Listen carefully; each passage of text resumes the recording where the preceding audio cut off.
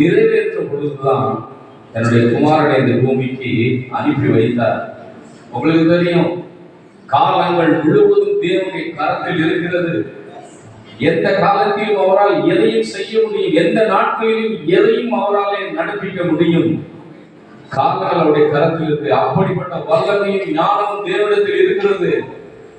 சகல ஞானமும் சகல ஞானம் இருந்த போதிலும் தேவன் தன்னுடைய குமாரனை இந்த உலகத்திற்கு அனுப்புவதற்கென்று சில காலத்தை நிர்ணயம் செய்து வைத்திருந்தார். இன்றைக்கு அதே போல நம்முடைய வாழ்க்கையில, ஐயா நான் இயேசுவை தேடுகிறேன், என்னுடைய வாழ்க்கையில வருடங்கள் தான் ஓடிக்கொண்டே இருக்கிறது, ஆனால் நான் எதிர்பார்க்கிற நன்மைகள் எனக்கு இன்னும் நடக்கல. சில நன்மைகளை எதிர்பார்த்து காத்திருக்கிறேன். வருடங்கள் ஓடி இருக்குது, அந்த காலங்கள் ஓடிக்கொண்டே இருக்கிறது, காலங்கள் நிறைவேறி கொண்டே இருக்குது. என் வாழ்க்கையில ஒரு நன்மையுமே நடக்கல. ஒவ்வொரு வருடத்தின் முடிவிலையும் துவக்கத்திலையும், இந்த வருஷத்துல 11 மாசம் கழிச்சு 12ஆம் மாசத்துல வந்திருக்கோம். போன வருஷம் ஜனவரியில இந்த நன்மையை கர்த்தர் எனக்கு செஞ்சிருவாரு அப்படின்னு 11 மாதங்கள் நான் வெயிட் பண்ணேன். புது வருடம் வேற வருது, என் வாழ்க்கையில இன்னும் அந்த நன்மைகள் நடக்கல. ஆண்டவர் இந்த வருஷமாவது இந்த நன்மையை எனக்கு செஞ்சிடுவார்னு நான் எதிர்பார்த்தேன். அநேக வாக்குத்தத்தங்களை எனக்கு கொடுத்தாரு. ஆனால் வழி மேல் விழி வைத்து நான் காத்து கொண்டு இருக்கிறேன். ஆனால் காலம் நிறைவேறல. வருடங்கள் தான் ஓடிக்கொண்டு இருக்குது, எனக்கு இன்னும் நன்மை வரவே இல்லையே. விசுவாசிகள் அநேக நேரங்கள்ல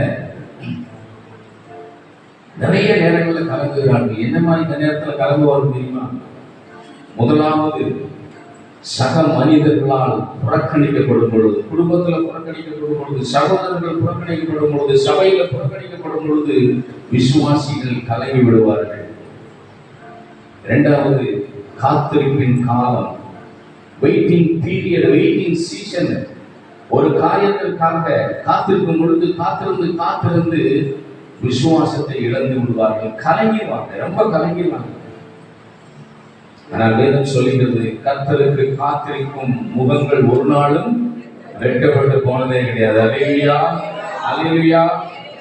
தேவன் ஒருவருடைய வாழ்க்கையில பிரம்மாண்டமான சில காரியங்களை செய்ய போகிறார் என்றால் என்ன அர்த்தம்னா, தேவன் உங்களுக்கு ஒரு மாபெரும் காரியத்தை உங்களுடைய வாழ்க்கையில செய்ய போகிறார் என்றால் அதற்கு முன் அடையாளம் என்னன்னா வெயிட்டிங் பீரியட் இருக்கும், காத்திருப்பின் காலம் இருக்கும் உங்களுடைய வாழ்க்கையில. அப்படி காத்திருக்கும் பொழுதுதான் கர்த்தர் மாபெரும் காரியங்களை உங்களுடைய வாழ்க்கையை செய்வார். அல்லேலூயா. அவர் உங்களுடைய வாழ்க்கையில சாதாரணமான காரியம் அல்ல, அசாதாரணமான காரியங்களை அவர் செய்ய வேண்டும் என்று விரும்புகிறார் என்றால் உங்களுடைய வாழ்க்கையில ஒரு வெயிட்டிங் பீரியட் கண்டிப்பாக இருந்தே ஆகும்.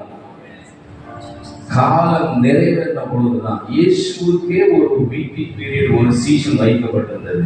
அவர் காத்திருப்புல வைக்கப்பட்டது. உங்களுடைய வாழ்க்கையில் இந்த மாதிரி காத்திருப்பு காலம் வரும் பொழுது ஒரு நாள் கலைஞராக அப்படின்னா கர்த்தர் மாபெரும் காரியங்களை திட்டமிட்டு வைத்துக் கொண்டிருக்கிறார் நம்முடைய வாழ்க்கையை செய்ய போவதற்காக. அல்லேலூயா, அல்லேலூயா, அல்லேலூயா. ஐயா, நான் ஒரு குழந்தைக்காக பல ஆண்டுகள் காத்திருக்கிறேன். என் பிள்ளைகளுடைய காரியங்களுக்காக, திருமணத்திற்காக நான் காத்திருக்கேன். இன்னும் அநேக காரியங்களுக்காக நான் காத்திருக்கேன். வெயிட்டிங் பீரியட் இருக்குது, வெயிட்டிங் சீசன் இருக்கத்தான் செய்யும். ஆனால் காத்திருப்பின் நாட்கள் வீணான நாட்களை போல உங்களுக்கு தெரியலாம். ஆனால் காத்திருப்பின் நாட்கள் மிகவும் பிரயோஜனமான நாட்கள். அல்லேலூயா, அல்லேலூயா. இந்த காத்திருப்பின் நாட்கள் நான் கர்த்தர் மாபெரும் காரியங்களை உங்களுக்கு ஆயத்தப்படுத்தி கொண்டிருக்கிறார் அர்த்தம். அல்லேலூயா. காலம் நிறைவேறின பொழுதுதான் இயேசுவை இந்த பூலோகத்துக்கு அவர் அனுப்பி வைத்தார். எத்தனையோ பரிசுத்தவான்கள் வந்தாங்க பழைய ஏற்பாட்டுல, ஆண்டவர் அனுப்பல.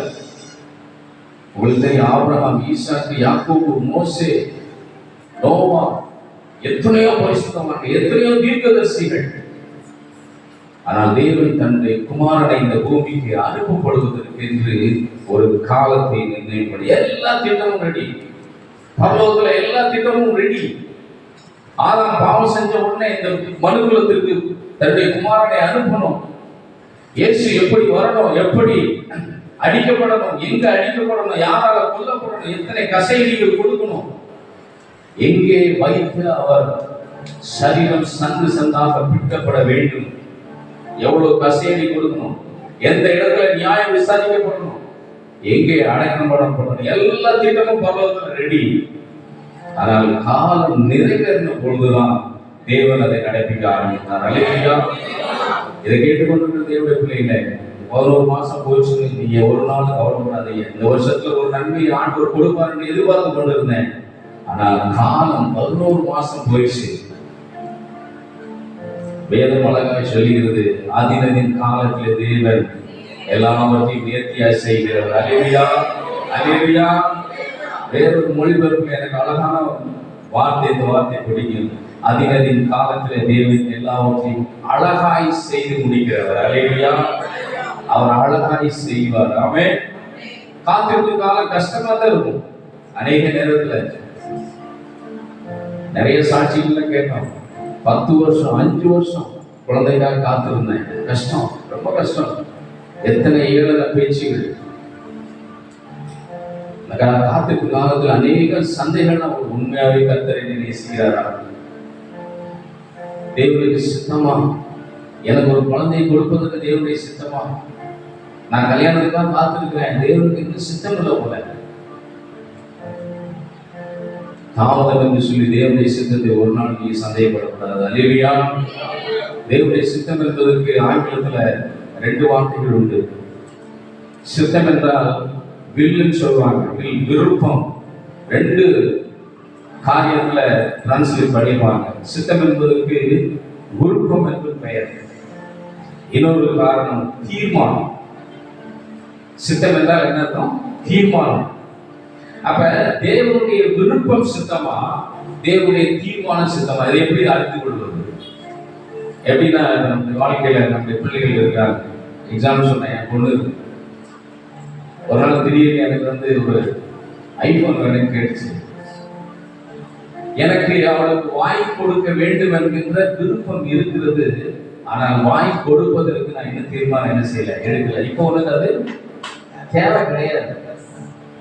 நான் அவனை காத்திருப்பேன் காலத்துல வச்சிருக்கிறேன். நீ வெயிட் பண்ணு, நீ கேட்டுட்ட, உனக்கு கொடுப்பதுதான் என்னுடைய விருப்பம். ஆனா நான் இன்னும் என்ன செய்யறேன், தீர்மானம் எடுக்கல. அதே போல நான் தேவன் ஒரு காரியத்தை உங்களுக்கு கொடுக்கும்படி ஒரு விருப்பம் கொள்ளுவார். அந்த விருப்பம் வந்திருக்கும், ஆனா இன்னும் டெசிஷன் எடுத்துக்க மாட்டார், தீர்மானம் எடுத்துக்க மாட்டார். அதனாலதான் காத்திருக்கும் காலமே உங்களுக்கு. சரி, என் பிள்ளை கேட்டுச்சு, இந்த காரியத்தை கொடுத்து விடலாம், அந்த வருஷம் கொடுத்துடலாம், அடுத்த வருஷம் கொடுக்கலாம்னு நினைப்பாரு. ஆனா இன்னும் டெசிஷன் எடுக்கல. அதுதான் உண்மை. அவருக்கு கொடுக்க கூடாது என்று அவருக்கு விருப்பம் இல்லைன்னா கிடையாது. வாங்கி கொடுக்க, உங்களுக்கு குழந்தையை கொடுப்பதற்கு, உங்களுடைய கடனை அடைப்பதற்கு, உங்களுடைய பிள்ளைகள் திருமண காரியங்கள் நடைபெறுவதற்கு அவருக்கு விருப்பம் இருக்கு. ஆனால் அவர்களை காத்திருக்கிற காலத்தில் வைத்திருக்கிறார். அல்லேலூயா. அந்த வாழ்க்கையில் ஒரு காரியம் தாமதிக்கலாம், தேவனுக்கு விருப்பம் இல்லைன்னு நினைக்க கூடாது. விருப்பம் இருக்கிறது. அப்படி விருப்பம் இருக்கிறதுனாலதான் தேவன் தன்னுடைய வார்த்தையை உங்களுடைய நோக்கி அனுப்பி கொண்டே இருக்கிறார். அல்லேலூயா. அந்த வார்த்தைகள் உங்களிடத்துல வரும் பொழுது நீங்கள் ஆமென் என்று சொல்லும் பொழுதுதான் அவைகள் உங்களுடைய வாழ்க்கையை நடைபெற ஆரம்பிக்கும். ஆமென். அல்லேலூயா. விருப்பம் வந்துச்சுன்னா செய்கை உண்டாகிவிடும். செய்கைக்கு முன்பு விருப்பம் வந்தாலும். அதனால காலம் தாமதிக்கிறதுனால தேவனுக்கு சித்தம் இல்லைன்னு நினைக்காதீங்க. தேவனுடைய சித்தம் தெரியுமா? அந்த காரியத்தை உங்களுக்கு கொடுப்பதுதான் அவனுக்கு ஒரு சித்தம். அல்லேலூயா. குமாரனுக்கே ஒரு காலத்தை வைத்து வைத்திருந்தார். காலம் நிறைவேறின பொழுது அருமையான வார்த்தை.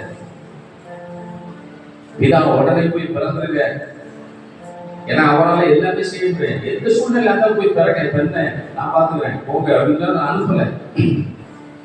காலம் நிறைவேறும்படி அவர் காத்திருந்தார். அவன் சரி, இப்ப காலம் நிறைவேறிவிட்டது.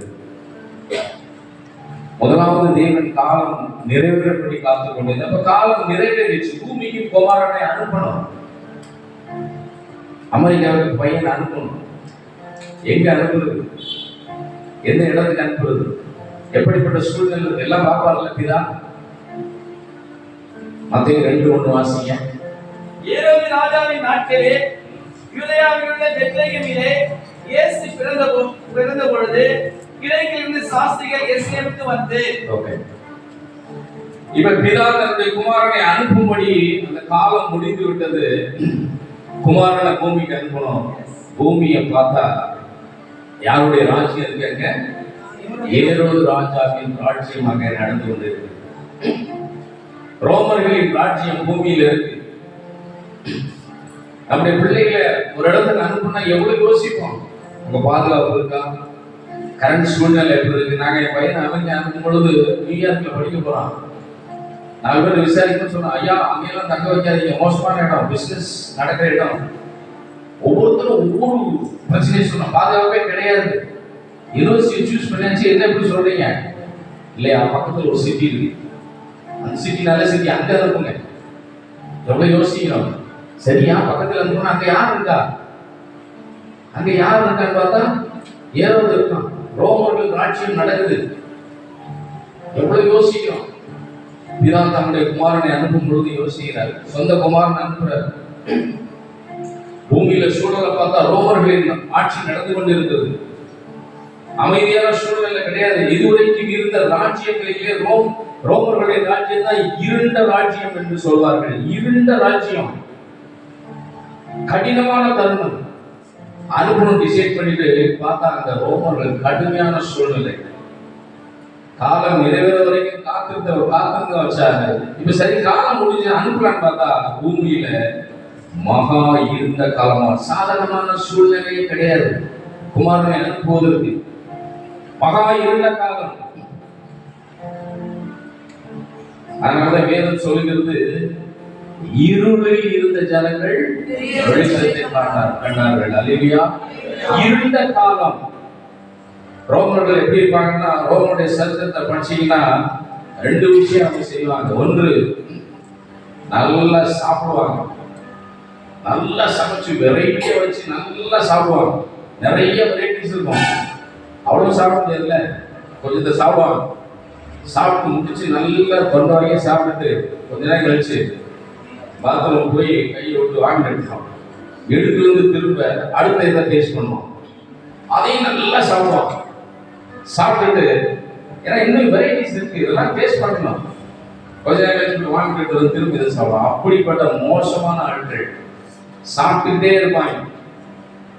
காலையில இருந்து சாயங்காலம் வரைக்கும் சாப்பாடு சாப்பிட்டு முடிச்சுட்டு சாயங்காலம் ஆச்சுன்னா என்ன பண்ணுவாங்க? எல்லாம் ரவுண்டா உட்காந்து அடிமைகள் இவங்களெல்லாம் கொண்டு வந்து ஒரு கூண்டுல போட்டு அதுக்குள்ள வந்து சிங்க கரண்டியெல்லாம் வந்து அந்த சிங்க கரண்டி அந்த மனிதர்கள் எப்படி அடிச்சு கொண்டு சாப்பிடுதுன்னு சொல்லி உட்காந்து கை தட்டி வேடிக்கை பார்ப்பாங்க. அப்படிப்பட்ட இருண்ட காலத்தில் இருந்த ராஜ்யம் தான் ரோம ராஜ்யம். ரோமர்கள் அப்படிப்பட்ட நாட்கள். அதனாலதான் மத்திய 4:15 சொல்லுகிறது, இருளிலே இருந்த ஜனங்கள் வெளிச்சத்தை கிடையாது. லைட்டா இல்ல, குமாரன் வரும்பொழுது. இதுதான் அர்த்தம், இருண்ட காலம், ரோமர்களின் ராஜ்யம்.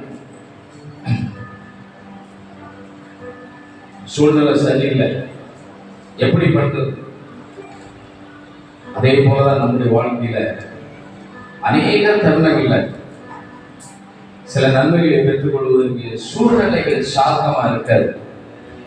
சூழ்நிலைகள் மோசமா இருக்கும். என்ன செய்வது? அநேக நன்மைகளுக்காக காத்திருக்கிறோம். ஆனா அந்த நன்மைகள் கிடைப்பதற்கு சாதகமான சூழ்நிலை இருக்காது. நன்மைகளை பெற்றுக்கொள்ள வாய்ப்பே இருக்காது. இனிமே குழந்தைய பிறக்காதுமா, அந்த சாத்தியமே இல்லம்மா. ஆனா உத்தரவாதம் பண்ணுங்கள், தேவன் ஒரு நன்மையை கொடுப்பதற்கான காலம் அப்படிப்பட்ட காலம் தான். அல்லேலூயா, அல்லேலூயா. அவர் சாதகமான சூழ்நிலைகளை நம்பி கிரியை செய்கிறவர் அல்ல. சரி, ஒரு கருப்பை இருக்கு, அதை கொஞ்சம் சரி பண்ணி என்ன செஞ்சிருவோம், இது குழந்தைய கொடுத்துருவோம் சொல்லி ஆண்டவர் செய்யவே மாட்டார். கருப்பையே இல்லாத சாராளுக்கு கர்த்தர் குழந்தைய கொடுத்தார். அல்லேலூயா. சாராள் உண்மையில கருப்பையே கிடையாது. அவர் சூழ்நிலைகளை பார்த்து கிரியை செய்கிறவர் அல்ல. சரி, என் பிள்ளைகளுடைய வாழ்க்கையில் ஒரு சாதகமான சூழ்நிலை வந்துருச்சு, அவளுக்கு இந்த நன்மையை கொடுத்துடலாம், நல்ல கிளைமேட் இருக்கு அப்படின்னு நினைக்கிறவர் அல்ல. தேவன் சூழ்நிலைகளை சார்ந்து அதிசயம் செய்கிறவர் அல்ல. தம்முடைய வார்த்தையை அனுப்பி அவர் கிரியை செய்கிறவர். அல்லேலூயா. இப்ப இயேசு தேவன் தன்னுடைய குமாரனை அனுப்புவதற்கு இயேசுவை காத்திருக்க வச்சிருக்கிறாரு. காலம் நிறைவேறிச்சு. பூமியை பார்த்தா பூமியில சரியில்லாத சூழல். ஆனால் பிதாவுக்கு தெரியும், குமாரன் இந்த உலகத்தில் வந்து கிரியை செய்வதற்கு சாதகமான சூழ்நிலை தேவை கிடையாது. எப்பேற்பட்ட பாதகமான சூழ்நிலையிலும் கிரியினால் குமாரனால் கிரியை செய்ய முடியும். அல்லேலூயா, அல்லேலூயா. நீங்க ஒருவேளை நினைக்கிறீங்களா, ஐயா எனக்கு நல்ல நேரம் வேணும், நல்ல சூழ்நிலை வேணும், சாதகமான சூழ்நிலை எனக்கு வேணும். தேவன் உங்களை அதற்கு அழைக்கல. என்னுடைய தொழில் செழிக்க வேண்டும், எனக்கு சாதகமான சூழ்நிலை வேணும். ஆனால் சாதகமான சூழ்நிலையிலே அவர் கிரியை செய்கிறவர் அல்ல. அல்லேலூயா. இப்ப காத்திருப்பு வைத்திருந்தாரு, காத்திருப்பு முடிஞ்சிருச்சு, காலமும் நிறைவேற்றி விட்டது. பூமிக்கு அனுப்பலாம் பார்த்தா பூமி படும் மோசமான சூழ்நிலை. எங்க அனுப்பலாம்? சரி, அனுப்பலாம் முடிவு பண்ணியாச்சு. இப்ப எங்க அனுப்பணும்? ரோமர்கள் ராஜ்யமா இருந்தாலும் என்ன செய்யணும்? அனுப்பிதான் ஆகணும். டெசிஷன் பரலோகம் எடுத்துருச்சு, எங்க அனுப்பலாம்? அப்ப ரோம ராஜ்யம் இருக்கிற ரோம் தலைநகருக்கு அனுப்பிச்சலாமா குமாரனை? யார் இருக்கா பாத்துக்கிறது? ஏதோ பாத்துக்கிறாங்க, பிடிச்சி உடனே என்ன செஞ்சிருவான்? க்ளோஸ் பண்ணிடுவாங்க. சரி, எருசலேம் இஸ்ரவேலுடைய தலைநகரம், அங்க அனுப்பலாமா? தேவன் பார்க்கிறார், எங்க அனுப்பலாம்? பெத்தேல் தேவனுடைய நகரம், அங்கே அனுப்பலாமா? சீலோ உடன்படிக்கை பெட்டி பலரோடு இருந்தது, நல்ல இடம், சுத்தி மலைகள், அழகான இடம், இங்க அனுப்பலாமா? எங்க அனுப்பலாம்? பரலோகம் திட்டமிடுகிறது. அவர் அனுப்பப்பட்ட இடம் எது? யூதேயாவில் உள்ள பெத்லகேம். மீகா 5:2 வாசிங்க. நீ யூதாவில் உள்ள ஆயிரங்களுக்குள்ளே சிறிதாயிருந்தும் இஸ்ரவேலை ஆளப்போகிற உன்னிடத்திலிருந்து புறப்பட்டு என்னிடத்தில் வருவார். அவருடைய புறப்படுதல் அநாதி நாட்களாகிய பூர்வத்தினுடையது. எப்பிராதா என்னப்பட்ட பெத்லகேமே, நீ யூதாவில் உள்ள ஆயிரங்களுக்குள்ளே சிறிய பட்டணம். குமாரன் இப்ப எங்க அனுப்பப்படுறாருன்னா, இவ்வளவு நாள் காத்து வச்சு மகா இருண்ட காலத்துல அனுப்புறாரு. அனுப்பப்பட்ட இடம் அது பெத்லகேம்.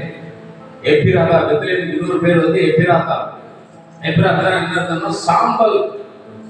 இந்த பட்டணம் ஆதி நாட்கள்ல யுத்தத்தின் போது சாம்பலாக்கப்பட்ட பட்டணம், யாராலும் நினைக்கப்படாத பட்டணம், எல்லாம் சுட்டரிக்கப்பட்ட பட்டணம், முடிந்து போன பட்டணம், யாராலும் சரித்திரத்திலே எழுதப்படாத பட்டணம். இப்ப குமாரன் தன்னுடைய குமாரனை அனுப்பும் பொழுது ரோம்ல அனுப்புவா, ஏதேன்ஸ்ல அனுப்புவா, எருசலேம்ல அனுப்புவா, எல்லாம் ஏதோ எத்தனையோ பெரிய பட்டணங்கள்லாம் இருக்கிறது. ஆனா அவர் தேர்ந்தெடுத்த பட்டணம் எது? யூதேயாவில் உள்ள பெத்லகேம். நீ ஆயிரங்களுக்குள்ள அப்படின்னு என்ன அர்த்தம்னா, யூதேயாவில் 1000 பட்டணங்களே கிடையாது. அப்படி நீங்க கவுண்ட் பண்ணி யூதேயாவில் உள்ள 1000 பட்டணங்கள் எழுதுறீங்க வச்சுங்க, சென்னை, திருச்சி, காஞ்சிபுரம், மதுரை, கோயம்புத்தூர், நீங்க பெரிய பட்டணங்கள் எழுதுறீங்க. எழுதி எழுதி எழுதி எழுதி தமிழ்நாட்டுல எல்லாத்தையும் எழுதி கடைசியா எழுதுறீங்கல்ல, அதுதான் பெத்லகேம். இருக்கிறதுல சிறிய பட்டணம், குக்கிராமி கூட சொல்ல மாட்டாங்க. சிக்லாக் மாதிரி சாம்பலாக்கப்பட்ட பட்டணம். மோசமான சூழ்நிலை இருந்த குக்கிராமத்துக்கு தன்னுடைய குமாரனை அனுப்புகிறார். பெத்லகேம் பட்டணங்கள் வரிசை, பட்டணங்கள் குக்கிராமங்கள் வரிசையில் இல்லை. யோசுவா கானான் போகும்போது அந்த பட்டணங்கள் எல்லாம் பிடிச்சு பங்கு வச்சு கொடுக்கிறார். எத்தனையோ பட்டணங்களின் பெயர்கள் எழுதப்பட்டிருக்கிறது. அந்த பெத்லகேம் அங்கே கிடையவே கிடையாது. ஏன்னா யாராலும் திங்க் பண்ணாத ஒரு பட்டணம், சாம்பலாக்கப்பட்ட பட்டணம், ஒன்றுமே கிடையாது. சிக்லாக்கு தாவீது போகும்போது எப்படி இருக்குது? எதெல்லாம் எடுத்து போகணுமோ எடுத்துட்டு போயிட்டு, எதெல்லாம் விட்டு போகணுமோ அதெல்லாம் என்ன செஞ்சு விட்டு போவாங்க. பார்த்தா என்ன செஞ்சேன்? சுட்டாச்சு. நான் வந்து பார்க்கிறேன், சாம்பல் இருக்கு, ஊரே சாம்பலா இருக்கு. அப்படிப்பட்ட பட்டணம் தான் பெத்லகேம். உங்க வாழ்க்கையில நீங்க கடந்து போற சூழல் இப்படிப்பட்ட நிலைமையில இருக்கா? ஐயா, எல்லாரும் என்னை மட்டமா பாக்குறாங்க, குக்கிராமமா. சில இடத்துல சென்னைக்கு வரும்போது, வேலையில சேரும்போது இவன் கிராமம் தான் மட்டமா பார்ப்பாங்க. நல்ல உத்தரவாதம் பண்ணிக்கொள்ளுங்கள். வேதம் சொல்லிடுது, சிறியவனை புழுதியில் இருந்து குப்பையிலிருந்து எடுத்து நிறுத்த நம்முடைய தேவனால் முடியும். அல்லேலூயா. ஐயா, ஆயிரங்களுக்குள் உள்ள சிறிய பட்டணத்தை தான் தேவன் செலக்ட் பண்ணார். காலம் நிறைவேற வரைக்கும் தேவன் காத்து கொண்டிருக்கிறார். காலம் நிறைவேறிச்சு. பூமியை பார்த்தா இருண்ட காலம். அப்படி சொந்த குமாரன் அனுப்பணும். சரி, ஏதாவது பெரிய பட்டணத்துக்கு அனுப்புவார்னு பார்த்தா இருக்கிறதே சிறிய பட்டணம், யாராலும் மதிக்கப்படாத தரமட்டமாக்கப்பட்ட ஒரு சின்ன கிராமத்தில் தன்னுடைய குமாரனை அனுப்பினார். அங்கதான் இயேசு கிறிஸ்து பிறந்தார். பழைய ஏற்பாட்டுல மிக 5 சொல்லப்பட்டிருக்குது, நீ ஆயிரங்களுக்குள்ளே சிறியதா இருந்தாலும். இயேசு இந்த உலகத்துக்கு வருவதற்கு முன்பாக பெத்லகேம் சிறிய பட்டணம், குக்கிராமம். ஆனால் இயேசு பெத்லகேமில் பிறந்த பொழுது மத்தேயு 2:6 சொல்லப்பட்டிருக்கிறது, யூதேயா தேசத்தில் உள்ள பெத்லகேமே யூதாவின் பிரபுக்களில் நீ சிறியதல்ல, என் ஜனமாகிய இஸ்ரவேலை ஆளும் பிரபு உன்னிடத்திலிருந்து புறப்படுவார். அல்லேலூயா, அல்லேலூயா. அது பழைய ஏற்பாட்டுல வேற குக்கிரமா இருக்கலாம். ஆனா இன்றைக்கு இயேசு பெத்லகேமில் பிறந்தாரோ, அன்னைக்கு வேதம் சொல்லுகிறது, நீ சிறியதல்ல, இந்த உலகத்தை ஆளக்கூடிய ராஜா எங்கிருந்து பிறப்பாரு? உன்னிடத்திலிருந்து பிறப்பார். அல்லேலூயா, அல்லேலூயா. பெத்லகேமால் இயேசுவுக்கு பெருமை அல்ல. இயேசு அந்த பெத்லகேமில் பிறந்ததுனாலதான் பெத்லகேமுக்கு பெருமை. இன்னைக்கு ஆண்டவருடைய பிறப்பை இந்த மாதத்தில் நம்ம கொண்டாடுறோம். ஒரு முக்கியமான காரியத்தை உங்களுக்கு கற்றுக்கொண்டு விரும்புகிறேன். வருஷம் நம்ம என்ன செய்யறோம்? அவருடைய பிறப்பை கொண்டாடுறோம்.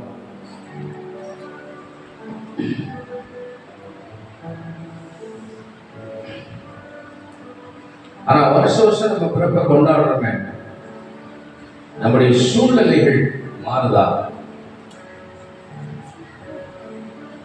நம்முடைய சூழ்நிலைகளை இயேசுவின் பிறப்பை அடிப்படையாக வைத்து ஒரு காரியத்தை கற்றுக்கொண்டு வருகிறேன். நம்முடைய சூழ்நிலைகளை நாம் எப்படி பார்க்க வேண்டும்? என்னுடைய காலம் ஒரு நாள் என்ன செய்ய போகுது? நிறைவேற போகுது. என்னுடைய சூழ்நிலைகள் எப்படிப்பட்ட சூழ்நிலை இருந்தாலும் நான் என்ன செய்யணும்? ஆசீர்வாதத்தை பெற்றுக்கொள்ள வேண்டும். ஏன்னா நான் இயேசுடைய பிள்ளை. என்னுடைய சிறுமையும் எளிமையும் மாற வேண்டும். கண்டிப்பாய் மாறணும். எனக்கு இந்த தேவனுடைய கரத்துல அநேக ஆசீர்வாதங்கள் இருக்குது. அந்த ஆசீர்வாதங்களை எல்லாம் நான் பெற்றுக்கொள்ளணும். என்னுடைய காலங்கள் முடிவதுக்குள்ள 10 வருஷத்துக்கு முன்னாடி ஆட்டோ ஓடி இருந்தேன், இன்னைக்கு ஆட்டோ ஓட்டுறேன். அதுவல்ல, 10 வருஷத்துக்கு முன்னாடி ஆட்டோ ஓட்டினேன், இன்னைக்கு நான் என்ன செஞ்சிருக்கேன்? ஒரு டூரிஸ்ட் டிராவல் வச்சிருக்கேன். தேவனுடைய கரத்திலிருந்து நான் ஆசீர்வாதத்தை பெற்றுக்கொள்ள வேண்டும். தேவன் எனக்கு நிர்ணயித்திருக்கிற காலம் முடிகிற போது என் வாழ்க்கையில எப்படிப்பட்ட சூழ்நிலை இருந்தாலும் என் தேவனின் கரத்திலிருந்து எனக்காக வைக்கப்பட்டிருக்கிற ஆசீர்வாதங்களை நான் பெற்றுக்கொள்ள வேண்டும். அதை நான் மிஸ் பண்ணிடக்கூடாது. நான் ஒரு தகவல் பிள்ளைன்னா எங்க அப்பா எனக்கு எந்த சில ஆசீர்வாதங்களை வைத்திருப்பார். ஒரு வீடு வச்சிருப்பார், ஒரு கார் வச்சிருப்பார், ஏதாவது ஒண்ணு இருக்கும். அதை நான் இழந்து விடக்கூடாது. அதை நான் பெற்றுக்கொள்ள வேண்டும். என்னுடைய சிறுமையும் என்னுடைய எளிமையை மாறணும். நான் என்னையா செய்யணும்?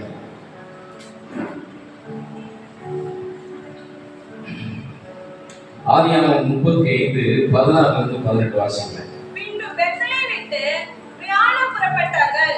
எப்பிராத்தாவுக்கு வர இன்னும் கொஞ்சம் தூரமாய் இருக்கும்போது ராகேல் பிள்ளை பெற்றாள். பிரசவத்தில் அவளுக்கு கடும் வேதனை உண்டாயிற்று. பிரசவிக்கும் போது அவளுக்கு கடும் வேதனையாய் இருக்கையில் மருத்துவச்சி அவளை பார்த்து, பயப்படாதே, இந்த முறையும் புத்திரனை பெறுவாய் என்றாள். மரண காலத்தில் அவள் ஆத்துமா பிரியும் போது அவள் அவனுக்கு பெனனி என்று பெயரிட்டாள். அவன் தகப்பனோ அவனுக்கு பென்யமீன் என்று பெயரிட்டான்.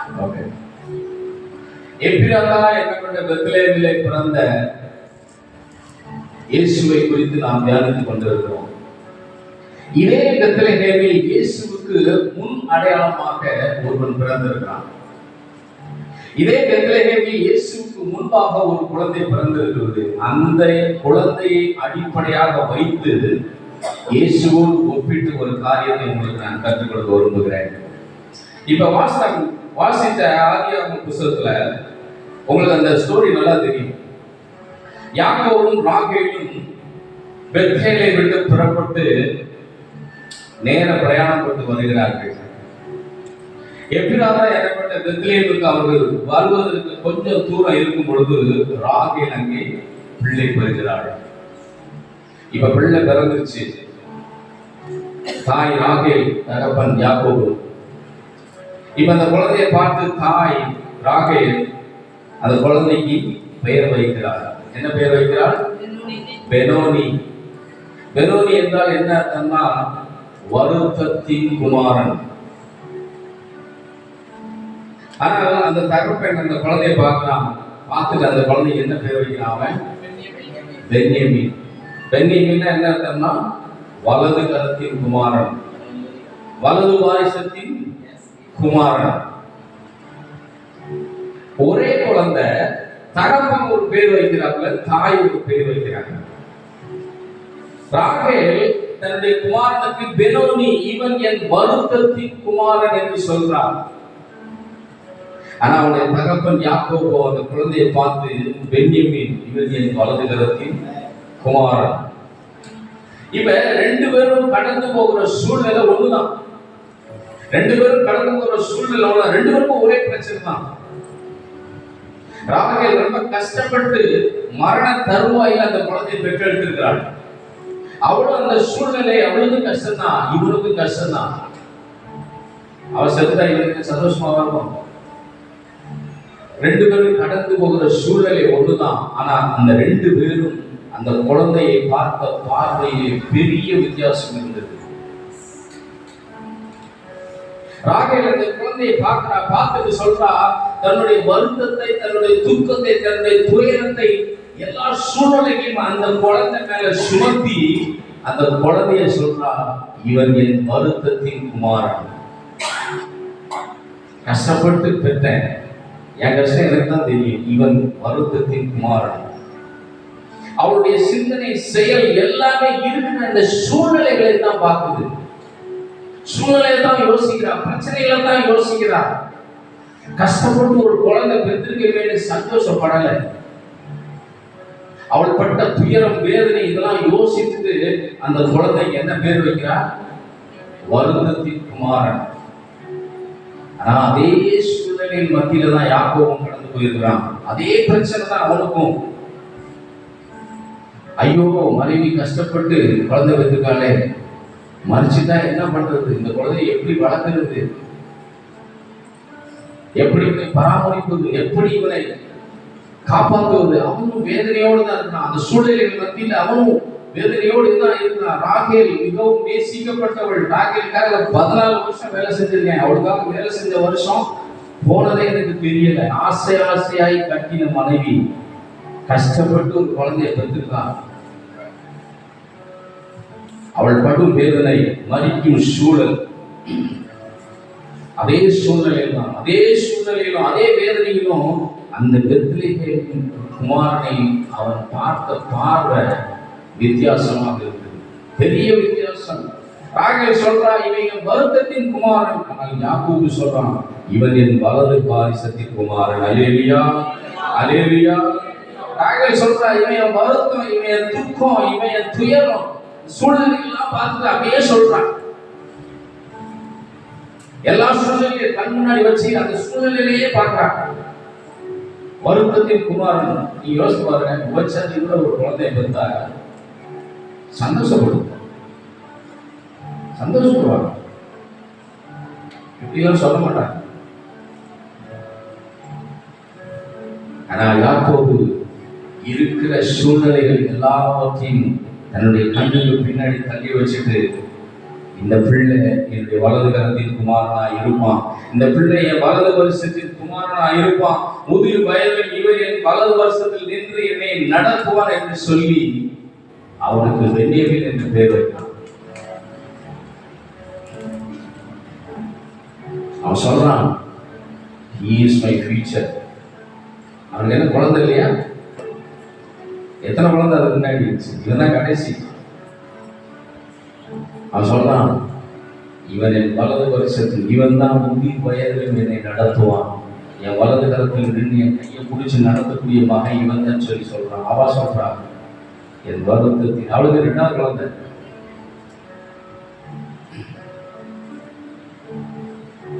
ராகேல் தன்னுடைய குமாரனை முடிவாக பார்த்தாள். யாக்கோபு தன் வாழ்க்கையின் துவக்கமாகவே பார்த்தார். அல்லேலூயா, அல்லேலூயா. அதே பெத்லகேமில் பிறந்தவர் தான் நம்முடைய ஆண்டவராகிய இயேசு கிறிஸ்து. இன்றைக்கு நீங்க அவரை எப்படி பார்க்கிறீங்க? வருஷம் எப்படி அவரை பார்க்கிறீங்க? அவரை துவக்கமா பார்க்கிறீங்களா? 11 மாசம் ஒன்றும் நடக்கல, இனி எங்க நடத்த போறாரு, ஒன்னும் நன்மைகள் நடக்கல, முடிவா பார்க்கிறீங்களா? போன ஜனவரியில போக பண்ணேன், இன்னும் கிடைக்கல, காலம் நிறைவேறி விட்டது, என் வாழ்க்கை இருண்ட காலமாக இருக்கிறது. முடிவா பார்க்கிறீங்களா? துவக்கமா பார்க்கிறீங்களா? அதுலதான் உங்களுடைய வெற்றியின் ரகசியமே இருக்கு. கிறிஸ்தவ வாழ்க்கைங்கிறது சாதாரணம் கிடையாது. வந்தோடனே ஆண்டவர் நமக்கு அள்ளி கொடுக்குறவெல்லாம் கிடையாது. அப்படிப்பட்ட வாழ்க்கையே கிடையாது. அப்பா யாக்கோபை போல பார்க்கிறீங்களா? ராகேலை போல பார்க்கிறீங்களா? அவரை துவக்கமா பார்க்கிறீங்களா? முடிவா பார்க்கிறீங்களா? ஆண்டவர் எப்படி பார்க்கிறோம்? ஒவ்வொரு கிறிஸ்துமஸ் வரோம், நல்ல ட்ரெஸ் போடுறோம், நல்ல நற்கிரியைகள் செய்கிறோம். வருஷத்தின் முடிவு வரும் பொழுது இந்த வருஷத்துல ஆண்டவர் என்ன செய்வார், என்ன நன்மை செஞ்சாரு யோசித்து பார்க்கறதே கிடையாது. அதுக்கு நன்றி சொல்றதே கிடையாது. அநேக தேவனுடைய பிள்ளைகள் தேவனிடத்தில் போய் ஜெபிக்கும் பொழுது ராகேல் மாதிரி, ஆண்டவரே எனக்கு இந்த பிரச்சனை இருக்கு, என்னுடைய சூழ்நிலை எப்படி இருக்கு, எனக்கு இந்த போராட்டம், இந்த கஷ்டம், இதெல்லாம் அவர்கிட்ட கொண்டு போய் இனிமேல் தான் அவர் எனக்கு ஏதாவது செய்யணும்னு சொல்லி உங்களுடைய கண்ணு அந்த பிரச்சனையிலேயே மேல பார்த்து பார்த்து அவரை வருத்தத்தின் குமாரனாய் பார்க்கிறீங்களா? இல்ல அவர்கிட்ட போய் ஜெபிக்கிற பொழுது, ஆண்டவரே எனக்காக எல்லாவற்றையும் செய்து முடித்து வச்சிருக்கிறீங்க, உங்களால தான் நான் இன்னும் ஆசீர்வாதமா இருக்கிறேன், நீங்க தான் என்னுடைய எதிர்காலம், நீங்க தான் என்னுடைய துவக்கம், நீங்க தான் எனக்கு எல்லாமே, you are my future. ஆபிரகாமுக்கு உண்டான அனைத்து ஆசீர்வாதங்களும் எனக்கும் என் பிள்ளைகளுக்கும் உண்டாகி இருக்கிறது, நான் ஆசீர்வதிக்கப்பட்டவனாய் இருக்கிறேன் போய் சொல்றீங்களா? அத்தனை நற்கிரியைகளும் எனக்கு பரிபூரணமாக இருக்கிறது, என்னுடைய எதிர்காலமே நீங்க தான். எப்படி போய் பார்க்கறீங்க? தேவையோடு போறீங்களா? இந்த தேவை அந்த தேவை, அதுவே இது வேணும், பாயசம் பாருங்க போய் அவர் மேல நினைச்சு பிரச்சனை மேலேயே கண்ணை வைத்து அவரை வருத்தத்தின் குமாரனா பார்க்கிறீங்களா? எப்படி பார்க்கணும்? உங்களுடைய ஜபங்கள் எப்படி இருக்கிறது? நீங்க இயேசுவை பார்க்கிற பார்வை எப்படி இருக்கிறது? இந்த ஒவ்வொரு வீட்டுல வந்திருக்கிற தேவனுடைய பிள்ளைகளை உங்க வாழ்க்கை மாறணும். இந்த சபையில் நான் பிரசங்கம் பண்ணும்போது சொல்றேன், அதே தான் சொல்றேன், நம் தேவனுடைய பிள்ளைகள் அடுத்த கட்டத்துக்கு நாம் உயர்ந்தே ஆக வேண்டும். சில காரியங்களை நம்ம செஞ்சு ஆகணும். இருக்கிறத வச்சு ஓட்டிட்டு போறதுக்கு நம்ம அழைக்கப்படலை. ஆத்மாக்கு வந்தே ஆகணும். இவ்வளவு பெரிய சபையை கட்டியிருக்கோம்னா ஆத்மாக்கு நிரம்பியே ஆகணும். இந்த கிறிஸ்துமஸ்ல பெத்லகேமில் பிறந்த இயேசுவை எப்படி பார்க்கணும், அதான் முக்கியம். வருடம் கொண்டாடணும். நல்ல சூழ்நிலைகள், நம்முடைய சூழ்நிலைகளில் எளிமையும் மாறணும். தேவனுடைய கரத்தில் இருந்து நமக்காக வைக்கப்பட்டிருக்கிற ஆசீர்வாதங்களை நாம் பெற்றுக்கொள்ள வேண்டும்.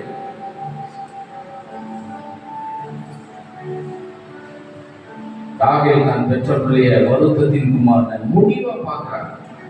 அப்ப கூட அந்த மருத்துவச்சி சொல்ற, ஏமா ஏற்கனவே நீ ஒரு குழந்தை பெற்றிருக்கமா, உன் அக்கா ஏகப்பட்ட குழந்தைய பெற்றிருக்குது, உன் அக்காவுடைய வேலைக்காரி எல்லாம் குழந்தை பெற்றிருக்காங்க, எல்லாமே நீ கண்ணால பார்த்த, உனக்கு 2வது குழந்தை தான், இந்த குழந்தையும் நீ பெற்றெடுப்பாய். அவா இவ்வளவு தேர்த்தி விடுறா, தைரியம் விடுறா. ஆனா இந்த அம்மாவுக்கு என்ன வரல. நம்ம சந்தோஷப்பட்டு வேணாமா, முதல்ல ஒரு குழந்தைய பெற்ற, 2வது ஒரு குழந்தை கர்த்தர் கொடுத்திருக்கிறாரே, கஷ்டப்பட்டாலும் நான் பெற்றுட்டேன், கர்த்தர் எனக்கு இந்த குழந்தைய கொடுத்தார், நிச்சயமா இந்த குழந்தைய வளர்ப்பேன், கர்த்தர் என் கூட இருப்பார், ஆயுசு முழுவதும் இந்த குழந்தை கூட நான் இருப்பேன், கர்த்தர் என்னை பெருகப்படுவார் சொல்லி அந்த பொங்கலை சந்தோஷப்பட்டு வேண்டாமா? கண்டிப்பா கர்த்தர் என்னை ஆசீர்வதிப்பார். என் தகப்பன் வீட்டுல இருந்து இவ்வளவு தூரம் கொண்டு வந்திருக்காரு, இன்னும் என்னை நடத்துவார்னு சொல்லி அந்த பொங்கலை சந்தோஷப்பட்டு வேண்டாமா? இவன் வளர்ந்து பெரியவனாகி இவனும் என்னை நடத்துவான்னு சொல்லி நானும் என் பிள்ளைகளும் என் கணவன் ஆசீர்வாதமாய் இருப்பேன், நான் செழித்து இருப்பேன்னு அந்த பொங்கலை சொல்லியிருக்க வேண்டாமா? நினைச்சிருக்க வேண்டாமா? என்ன நடந்தது தெரியுமா? ராகேல் தன்னுடைய குழந்தையை பார்த்து முடிவா நினைச்சா அவருடைய வாழ்க்கையை முடிந்திருக்கு. ஆனால் யாக்கோபோ அவனை எதிர்காலமாய் பார்த்தான், பென்யமீனாய் பார்த்தான். அதே பென்யமீன் தான் அந்த யாக்கோபை வலது கரத்தில் இருந்து அவனை கடத்தி ஒரு கடைசி வரைக்கும் நடத்தி சேர்த்தான். யோசேப்பு போயிட்டான், அவன் நேசித்தது யோசேப்பும் பென்யமீன் தான். யோசேப்பு போயிட்டான், கடைசி வரைக்கும் அவன் எப்படி பார்த்தார். நீங்க இந்த ஆண்டவரை எப்படி பார்க்கிறீங்களோ அப்படிதான் உங்களை கர்த்தர் நடத்தி கொண்டு போவார். அல்லேலூயா, அல்லேலூயா. நம்ம வீட்டிலேயே நீங்க யோசிச்சு பாருங்க, அப்பாவும் பிள்ளைகள் அந்த சிச்சுவேஷன் யோசிச்சு பாருங்க. அந்த பிள்ளைகள் எப்படி நம்மகிட்ட நடந்துக்கிறதோ அந்த விதமாக நம்ம என்ன செய்வோம், நடந்து கொள்ளுவோம். ஒரு பிள்ளை ஒரு மாதிரி நடந்ததுன்னா அதுக்கிட்ட நம்மளுடைய டோன் என்ன செய்யும், மாறும். கடைசி வரைக்கும் யோசிப்பு இல்லை, பெரியவன் தான் அவனை நடத்தி கொண்டு போனான். எப்படி பார்க்கணும் இந்த பெத்லெகேமின் குமாரனை? உங்க எதிர்காலமா பார்க்குறீங்களா? பென்யமீனா பார்க்குறீங்களா? பெனோனியா பார்க்குறீங்களா? இந்த கூகுள் மீட்ல வந்திருந்த தேவனுடைய பிள்ளைகளே, இந்த வாழ்க்கை அடுத்த வருஷத்துல அடுத்த கடத்துக்கு போய் ஆகவில்லை. உங்களுடைய பார்வை மாறணும். தேவனிடத்துல போகும்போது உங்களுடைய பார்வை மாறணும். இதுதான் புதிய ஏற்பாடு உபதேசமே. இதுதான் பழைய ஏற்பாட்டில் எப்படின்னா, நாம் எதையாவது செய்து நல்ல நற்கிரியைகளை செய்து நல்ல நீதியை செய்து அதை எடுத்துக்கொண்டு தேவனிடத்துல போய் உங்களுடைய பிரச்சனையும் கொண்டு போய் வச்சு, ஆண்டவரே இந்த நீதி செஞ்சிருக்கிறேன், என்னுடைய பிரச்சனை இருக்கு, இது போல இதுக்கு என்ன செய்யும், ஏதாவது செய்யும் சொல்லி கேட்பது பழைய ஏற்பாடு. ஆனா புதிய ஏற்பாடு என்ன தெரியுமா? ஆண்டவரே நீங்கள் எனக்காக எல்லாவற்றையும் சிலுவையில் செஞ்சு முடிச்சிருக்கீங்க, நான் ஆசீர்வதிக்கப்பட்டவனாக இருக்கிறேன், என்னுடைய எல்லைகள் எல்லாம் ஆசீர்வாதமாய் சமாதானமாய் இருக்கிறது. அல்லேலூயா, அல்லேலூயா. அதான் புதிய ஏற்பாடு. ஆங்கிலத்துல ஒரு வேர்ட் இருக்கு, ரிசீவ். அந்த ரிசீவ்ல RE மட்டும் எடுத்துருக்கேன், CEIV அப்படின்னா லத்தீன் வேர்டு. என்ன அர்த்தம்னா எனக்கு இருக்கிறது. என்ன தெரியுமா? ஏற்கனவே ஆதாம் ஆசீர்வாதமான சூழ்நிலையில் வைக்கப்பட்டிருந்தான். அந்த ஆசீர்வாதத்தை அவன் இழந்து விட்டான். பூமி சபிக்கப்பட்டதுனாக நம்ம எல்லாரும் சபிக்கப்பட்டவர்களா மாறிவிட்டோம். ஆனா இப்ப கிறிஸ்து எங்களுடைய பாவத்தையும் சாபத்தையும் எல்லாவற்றையும் சிலுவையில முடிவு உண்டாக்கிட்டாரு. இப்ப எல்லா ஆசீர்வாதங்களையும் receive again. I have all the blessings. எல்லா ஆசீர்வாதங்களும் எனக்கு உண்டாகி இருக்கிறது. அந்த பார்வை உங்களுக்கு வரணும். உங்களுடைய வாழ்க்கையில் அந்த பார்வை மாற ஆரம்பிக்கும். நேரம் கடந்து விட்டது.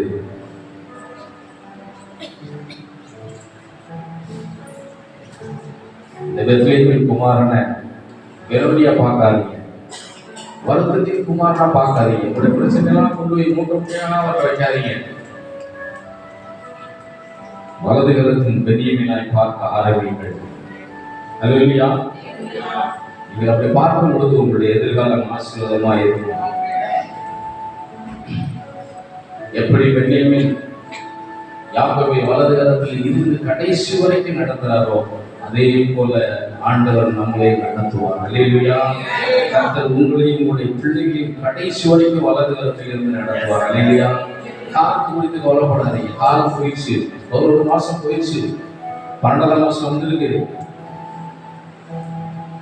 கர்த்தர் ஒரு தீர்மானம் வச்சிருக்காரு. அவர் விருப்பம் இருக்கு. விருப்பம் இல்லைன்னா வாக்குத்தத்தமே உங்களை நோக்கி வராது.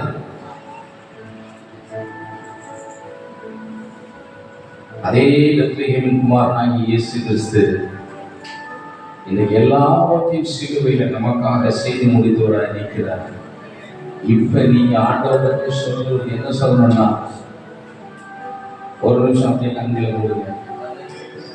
ஆண்டவரை சொல்லுங்க, ஆண்டவரே நீங்க தான் என்னுடைய எதிர்காலம், எனக்காக எல்லாவற்றையும் சிலுவையில செய்து கொடுத்திருக்கிறீங்க, எனக்கு எல்லா ஆசீர்வாதங்களும் உண்டாயிருக்கிறது, நான் என் பிள்ளைகளும் என் குடும்பமும் என் சபையும் ஆசீர்வதிக்கப்பட்டு இருக்கிறோம், என் எல்லையில் சமாதானம் உண்டாயிருக்கிறது, என் பிள்ளைகள் கர்த்தரால் போதிக்கப்பட்டிருக்கிறார்கள், என் கடன் முடிஞ்சிச்சு, என் வியாதி முடிஞ்சு, என் தேவைகள் சந்திக்கப்பட்டிருக்கிறது, சகல பரிபூர்ண ஆசீர்வாதங்கள் எனக்கு உண்டாயிருக்கிறது, என்னுடைய சிறுமையும் என்னுடைய எளிமையும் மாறிவிட்டது, நான் ஆசீர்வதிக்கப்பட்டவனாக இருக்கிறேன்.